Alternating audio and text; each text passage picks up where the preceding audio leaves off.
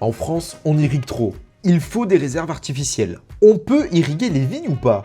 Mais pourquoi l'eau en agriculture fait autant débat? C'est la question de la semaine, c'est parti. L'eau dans l'agriculture, on le sait, ça a une place hyper importante. Pourtant, il y a des idées reçues et les voici. Premièrement, est-ce qu'on irrigue trop en France?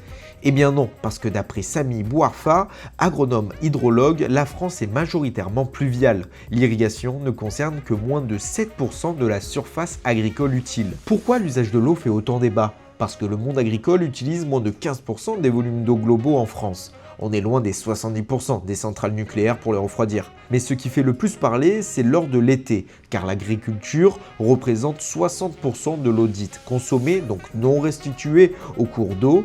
Dans certaines régions, ce chiffre peut atteindre les 90% quand même. Et en plus, à un moment où tous les usagers et les milieux naturels en ont le plus besoin. Est-ce qu'on peut irriguer les vignobles ?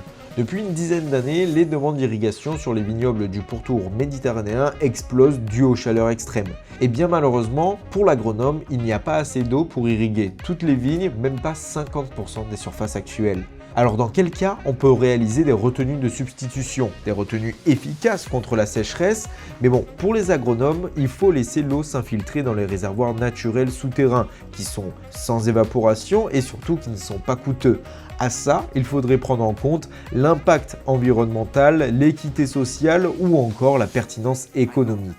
Enfin, comment penser idéalement la gouvernance de l'eau en agriculture? L'allocation de la ressource exige une approche fine, il faudrait une gouvernance territoriale et saisonnière. Dans le cadre du projet de loi d'urgence agricole, une plus grande transparence sera exigée des organismes chargés de la répartition de l'eau, ce qui irait, selon les experts, dans le sens d'une meilleure compréhension pour apaiser les questions de justice concernant l'allocation de la ressource.